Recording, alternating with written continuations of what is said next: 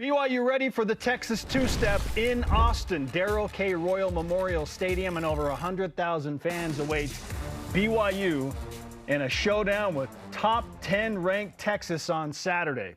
Now, I had somebody ask me yesterday, Spencer, BYU's 5-2, so why do I feel like there is no hope for the Cougars against Texas? And I was like, really? You feel like there's zero hope? Zero hope? Because you're right, they are 5-2. And then we got to talking about the history of BYU and Texas. Did you know BYU's won 4 or 5 all time against Texas? And they've got a backup quarterback playing. One loss is by 1 point. Though. We went through all of these scenarios. Wyoming was tied 10-10 going into the fourth quarter in Austin with Texas. Houston kind of painted a roadmap of how to compete against and potentially beat Texas just a week ago. Go down 21-0? Storm back? BYU knows something about that this season. Yeah. Wait a minute. They know something about that. Anyway, at the end of the conversation, they were almost upset that I had given them hope. Like, why? Why do you do this to me? Why do you give me hope that BYU can actually pull this off? People don't want an answer. They want to be heard. That's how this works. Needless to say, yes, they had hope. So my question for you is, what gives you the most hope that BYU can actually pull off this upset and beat Texas and get bowl eligible and be 6-2? Look, BYU's a big dog. Texas obviously is awesome. This is actually a good Texas team as opposed to the preseason hype around a Texas team and then they don't deliver. This Texas team is really good, man. Like, they have one loss to Oklahoma. It's down to the wire. That was whoever had the ball last kind of game, felt like. And technically Texas did, I guess, for one play. But a couple things. Malik Murphy playing and not Quinn Ewers gives me hope. Just first start. Hey, we've seen it in 2 spectrums here. We've seen it with Josh Hoover, chewed up BYU to the tune of almost 500 yards of passing.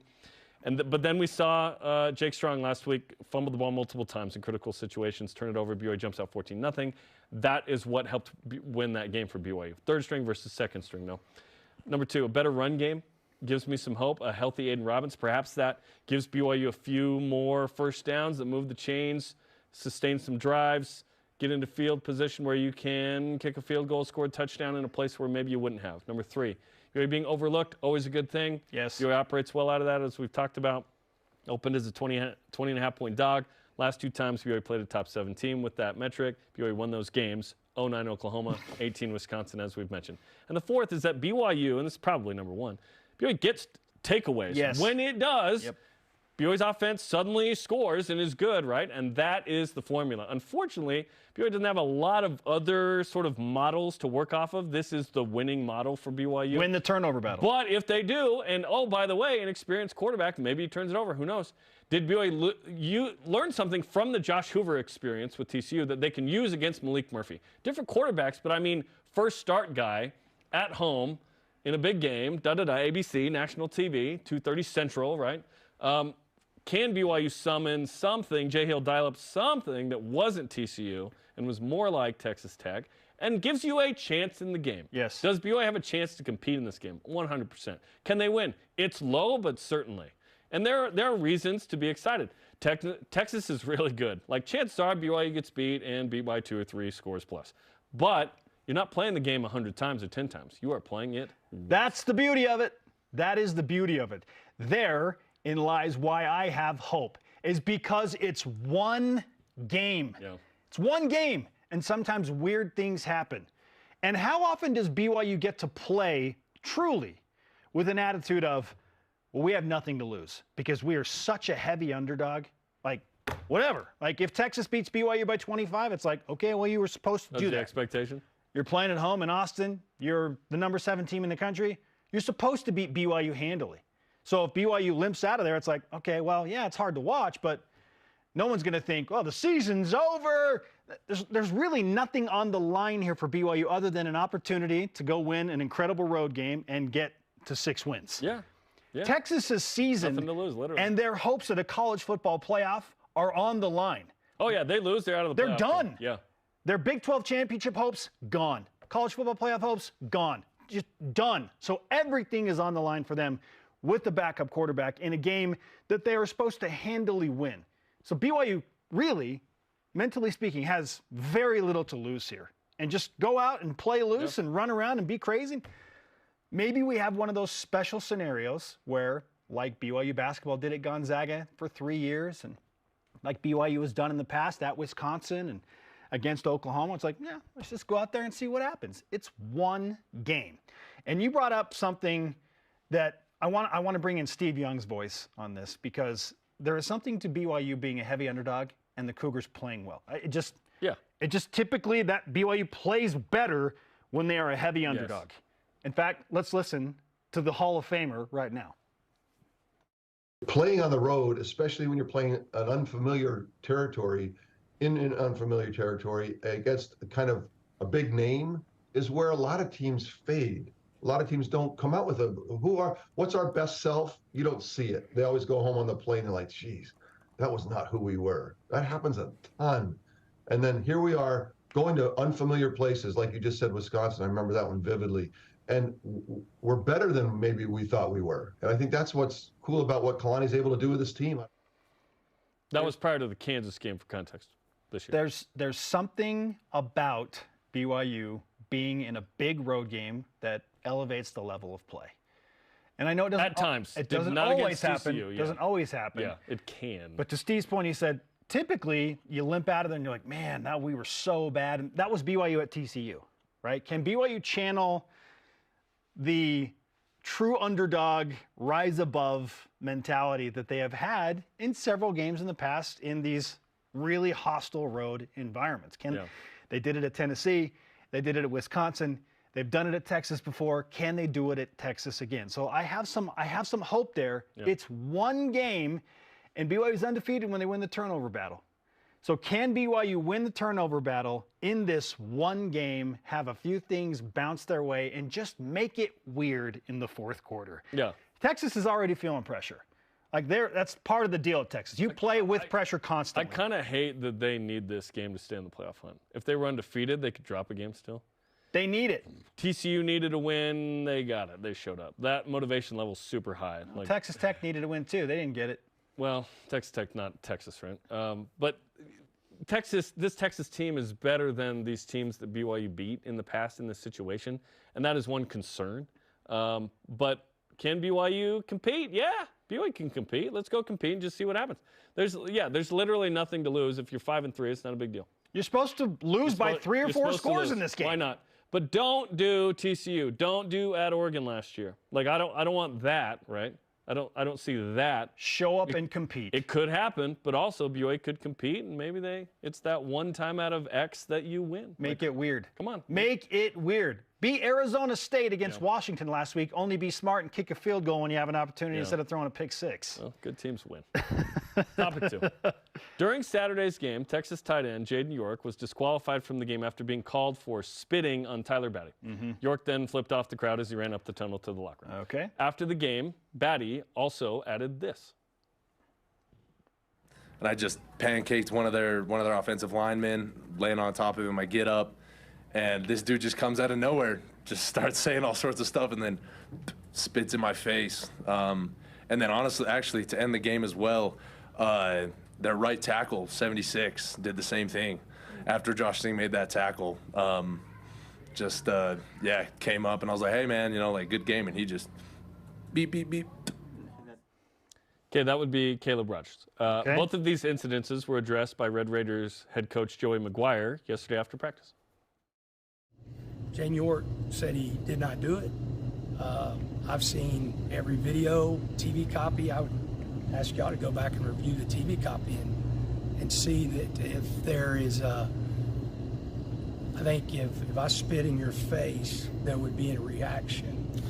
And the reaction is you either wipe it off or you hit me in the mouth. So go back and watch the TV copy and see what everybody believes. Just watch the TV copy. It's nothing against the officials. It's nothing against 92. It's nothing against Jaden York. They slow it down. Go watch the TV copy and see, just as a logical human being, the conclusions that you draw. Okay, then this morning, Eddie Heckard, BYU cornerback, tweeted the following. He spit on me early in the game. It's on film too, referring to the video of McGuire of what we just played. The play Eddie is referring to is Jaden York doing it on the 4th down fumble on Tech's first drive, the drive before, takes his mouthpiece out, looks around, and then spits on Heckard. It's pretty clear. In fact, we cut it off there. But on this angle, if we kept it going, takes out his mouthpiece, looks around, and winds up, and we cut it off, unfortunately. But Spencer, what do you make of Spitgate 2023? One, I hate that we're having to discuss this. Like the week of the Texas game.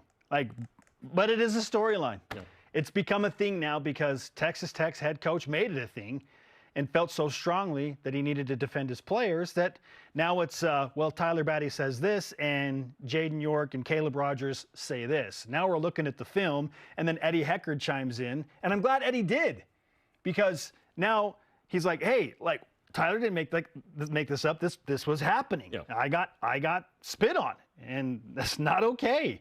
So I hate that we're talking about this. It's football. Emotions run high. I get it that sometimes it happens. But when Coach McGuire says review the film, if I'm Jaden York and I didn't spit on anybody or do anything wrong, then my body language is all up in front of the officials with my arms out like this saying, I didn't do anything. Like there was no case, you can tell on the film that he was not even trying to make a case with the officials that he didn't do something. He just ran off the field and then sends 2 middle fingers to the sky, and that doesn't help his case either as he's flipping off the crowd. Not against the rules per se, no, but doesn't help. Again, he's upset, he's emotional. I get it. It's football. Yeah. So I'm not here to say, Jaden York, how dare you let your emotions get the best of you. Like, it happens. Yeah, it's happened with BYU players in other incidents. Not like this, but other incidents. The question is, did it actually happen? And when he puts up no front to argue that he didn't do it, and there's no, like, outlandish arm motions, like, why are you kicking me out? And he just runs off the field. That, to me, is like, okay, he got caught and he knows it. That's what I thought. He got caught and he knows it. That's unfortunate. I hate to see somebody get kicked out. But, like, I believe that Jaden York did this. As far as Caleb Rogers goes, I don't know. I haven't seen anything. Sure. Like, that one's hard to find. It's Tyler's voice. It's Tyler's word against now Coach's word. But Jaden York, to me, that happened. And we got film evidence of it happening. And he running off guilty makes me think that it did happen. And again, unfortunately, we cut that play off, but you see him wind up and spit. It's clear as day. And that isn't even the play in question. It's another play. Also, we took his mouthpiece out in the play in question. And then looked around. Why do you take your mouthpiece out? Why are you looking around? That doesn't mean he spit, but it is curious. Witnesses and facts matter. See the volleyball moment last year where after a 2-week investigation, there were no other witnesses or evidence to corroborate a much more serious claim. Okay, the line judge threw the flag, saw the spitting. It wasn't the person right in front of Tyler, it was someone else. There's one witness. Was it weird that Tyler didn't wipe something off his face? Maybe he didn't reach him. It's not whether the spit lands on you, it's if someone spits at you. That's possible. After the game, I'd love to have anyone else who saw Caleb Rogers come forward. If no one else, it's on Tyler's word. But the third play is incriminating by the same guy who gets tossed. Then he double birds the crowd, doesn't help. Is it weird to have multiple alleged spitting incidences? Yeah. That's super weird. Does it make me spiteful, angry, or think less of Texas Tech? It does not. Let's move on and compete in the Big 12. But Joey McGuire made it a thing last night. He's defending his guys. I don't fault the coach for defending his guys. But we have another play where it's super obvious, and it's the same. Yeah, I'd like to hear him. I'd like to hear him address that one. It's a tough look, right? So I'd like, now that Eddie Heckard has come forward and said that one's on film, and yeah, it happened to me. Yeah, I would love to hear Joey McGuire address that one as well. Sure. And because if he says, yeah, we can see that one there, that's unfortunate that it happened. Jaden knows better. He needs, fine. If he wants to defend Caleb Rogers against Tyler Batty, and there's no film evidence to corroborate it. I'd like to hear from BYU guys who are nearby. For sure. Yeah, because I saw something in the press box. I was like, there's like a little tussle down there. And when the spitting happened, then the two teams came together, and it got kind of weird for a moment. Yeah, Caleb Rogers is an interesting character, too, because before the game, I watched him for about 10 minutes during the Cougar Walk. He came over to that corner of the end zone and was about 10 feet away from the BYU players, and he was chirping at every single one of them. Like, to play mental games, try and get in their head. Which isn't illegal. It's a thing, right? Yeah. But he's that type of personality where he's going to just yap, yap, yap and chirp, and he's telling them he's going to kick their butt all over the field. I'm sure there were BYU players doing a similar thing. Right, so they're walking by in the Cougar Walk to the locker room, and he's purposely in that corner just staring at all of them, saying, like, every single one of those BYU players chirping. And so when it happened, when I heard about this, I was like, it's that guy. Yeah. So I wasn't surprised. Did he do it? I don't really care. What I do care about is that we have film evidence that corroborates what Eddie Heckard said about Jaden York, which makes me believe he could have done it to Tyler Batty, too, if he's not in the right mindset, and the way he ran off the field. Witnesses and evidence matter. Assume nothing. Yeah. And then we see that and we go, okay, we now know something. Well, I'd like to close the book on Spitgate. We won't. It's going to carry on for a little bit longer and turn our attention to Texas. Next year, it's a storyline if they play. It is. Is this the beginning of a budding rivalry between Texas Tech and BYU? Again, I don't think less of Texas Tech about it. Like, is it weird and kind of annoying? Sure, but I don't think less about the You team can't or university base or McGuire. one or two players. Yeah. We can't make it about one or two Let's players. move on and compete. It's all good. Our question of the day is this. Dealing with another team in Texas, the Longhorns, Yeah. and a huge showdown in Austin this Saturday. What gives you the most hope, if you have any hope at all, that BYU can actually pull off an upset against Texas? Set Bobo on Instagram answers. BYU has a habit of coming out of nowhere and winning a game they had absolutely no business winning. Yeah. And it's been Texas in the past. Why not this weekend? Why not? Go compete. Let's go.